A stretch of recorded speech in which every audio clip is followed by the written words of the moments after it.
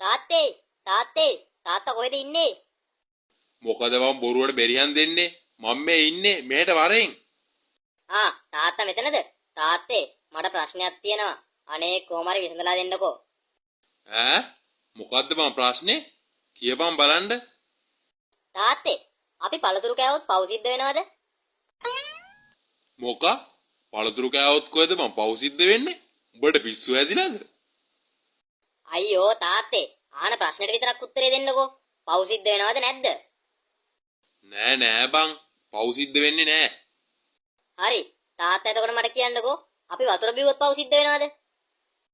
මේකට මේ මොන යකෙක් වෙයිලාද? උඹට මොකක් හරි මොලේ අමාරුවක් තියනවද බං? වතුර බිව්වොත් මොන ලෝකෙද පව් සිද්ධ වෙන්නේ? හරි ඒකට පව් සිද්ධ වෙන්නේ නෑනේ නේ. නෑ බං නෑ. හරි එතකොට සීනි කෑවොත් පව් සිද්ධ වෙනවද?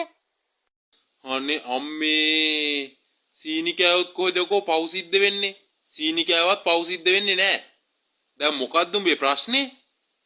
හරි තාත්තේ. තාත්තා කියන්නේ වතුර බිව්වත් පව් සිද්ධ වෙන්නේ නැහැ. පළතුරු කෑවත් පව් සිද්ධ වෙන්නේ නැහැ. සීනි කෑවත් පව් සිද්ධ වෙන්නේ නැහැ කියලානේ. එතකොට ඔය තුන එකතු කරලා හදන කසිප්පු බිව්වම කොහොමද පව් සිද්ධ වෙන්නේ?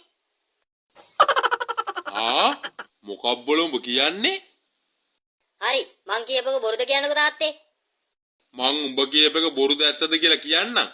ඒඩ ඉස්සෙල්ලා මං අහන ප්‍රශ්න වලට උත්තර දෙන්න ඉඳපන්කෝ. ආණ්ඩුකෝ තාත්තගේ ප්‍රශ්නත්. උඹ මට කියපන් මම දැන් එළියේ තියෙන පස් අවුරක් කරන් උඹේ ඇඟට ගැව්වොත් උඹට රිදෙනවද? අයියෝ පස් අවුරකට කාටද තාත්තේ රිදෙන්නේ? හරි. එතකොට කියපන් මං උඹට බාල්දියකට වතුර අරන් ඒ වතුරකින් ගැව්වොත් උඹට රිදෙනවද?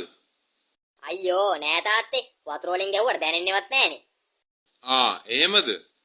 එහෙනම් උඹ මට කියපන්කෝ වතුරයි පසුයි එකතු කරලා හදන ගඩොල් කැටයකින් පාරක් දුන්නොත් උඹට රිදෙනවද නැද්ද? රිදෙනව නේද තාත්තේ? හරි මං එහෙනම් ගිහින් එන්නම්. මගේ ප්‍රශ්නෙට උත්තරේ හම්බුණා.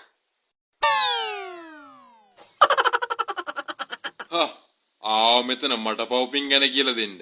ඌට අමතක වෙන්නදී මං ඔගේ තාත්තා කියලා.